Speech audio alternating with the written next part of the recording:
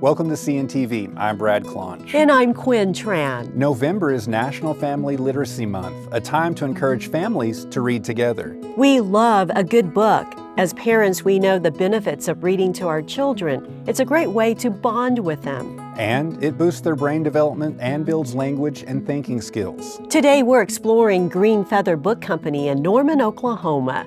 A Chickasaw citizen owns this special place, building community around books. Books are my first love. For more than 50 years, this is where those who love books go. 300 West Gray Street in Norman, Oklahoma. The bookstore has changed its name and owners over time, but it remains the indie bookstore in town. And I have been both a customer and a bookseller here. In my history, I think I was 7 the first time I remember coming in here with my mom. Later in the 1990s, Heather Hall worked there part-time. Today, she's the owner. Instead of going to law school, she bought the bookstore in 2022 and called it Green Feather, her Chickasaw name given by her aunt. Heshi Oktomali means green feather in Chickasha. When I first opened, I think there were something like 6 Native American bookstores in the entire country, which was shocking to me. The Chickasaw woman says Green Feather Book Company offers all kinds of books for every reader. A space is dedicated to books written about and by First Americans. So we work really hard to curate a really extensive selection of Native people, Native stories is what we call that section. But we also really focus on Native authors and making sure that we have them represented in all of our sections. I need Native books in my Western section. I need Native books in my mystery section and my suspense section. I need Native books in my romance section. She recently got her first Native rom-com, The Truth According to Ember, written by Danica Nava.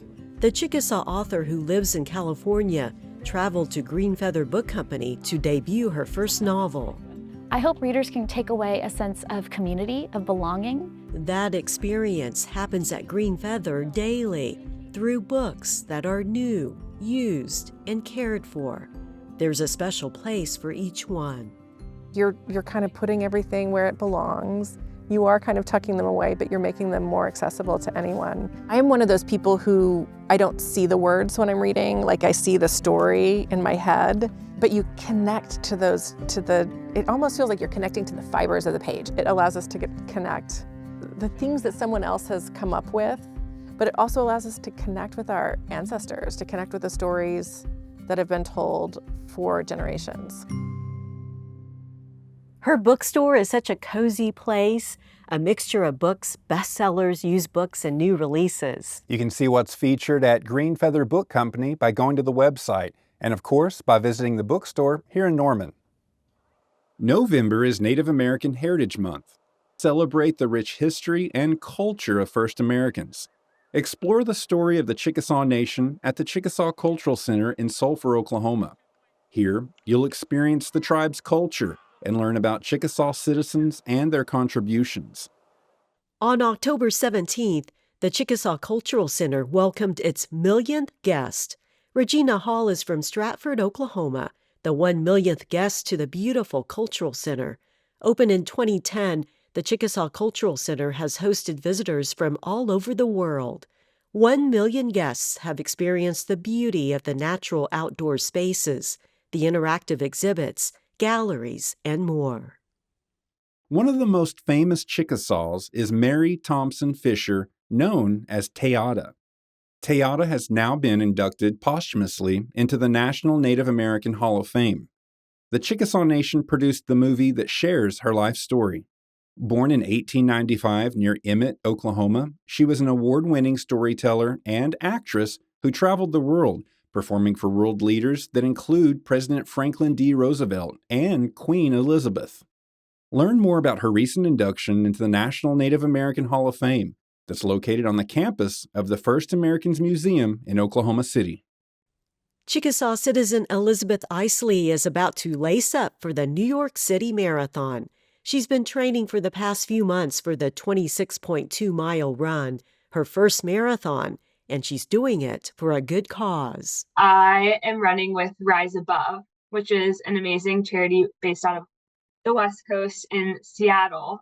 Rise Above was co-founded by JC McCormick. She's a Native American who played basketball at Illinois State, and it's basically a nonprofit that's dedicated to empowering Native American youth to lead healthy lives, mostly through sports and different educational programming that they have. So the money that I'm raising for the marathon, which is $5,000, will go directly towards supporting this programming for the Native youth across the country. And, me being a Chickasaw citizen and seeing that I could run for an organization that helps support Native youth just kind of seemed like a match made in heaven. So super excited about that. So I applied to be part of their team and was accepted. So really, really excited about that. Well, how are you training for the marathon to run 26.2 miles? That's a long way. Yeah. So I'm following a training plan. One of my best friends just ran the Chicago Marathon. She found a training plan and I am following the same one too. And so it's been a mix of runs during the week, which kind of range anywhere from 3 up to 8 or 9 miles. So for example, on a typical week, you'd run a light run on Monday. So, 3 to 5 miles. On Tuesday, you might lift weights or do some core exercises. Wednesday, you do a 4-mile tempo run, so a little bit faster of a pace. Thursday, you would rest. Friday, you do 10 miles. And then the weekends are really for your long runs. And so those have ramped up quite a bit over the past couple of months. I think the long runs started about 10 miles ish and have worked their way up. And most recently to this past Sunday where I ran 20 miles. So that's kind of the peak. And then after you hit 20 for your long runs, then you taper and you start to decrease your mileage. For example, tomorrow I'll run 12 miles and then, next weekend is 10 miles. So it just kind of keeps going down. So it's been good. It's a good program that I've been following. It's been tough to follow it precisely. And so I've tried to give myself grace with work and travel and things like that. If I miss a run or miss a workout, it's not the end of the world. So I've just kind of had to give myself a bit of grace in that department. Let me share a little bit about you, Elizabeth. You Yeah. grew up in Cypress, Texas, which is right outside of Houston, Texas. You are a graduate of Texas A&M University with both your bachelor's and master's degrees in biomedical engineering and Yep. finance, and you're now there in New York City working for a business consulting company. Yes. Your Chickasaw roots are very deep, rooted in Oklahoma. Is that warrior spirit going to come alive for this run?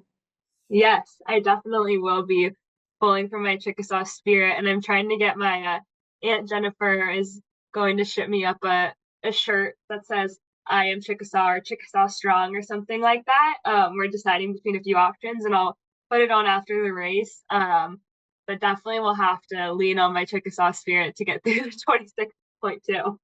More than 2 million spectators and volunteers will be cheering on the runners. The New York City Marathon is set for November 3rd.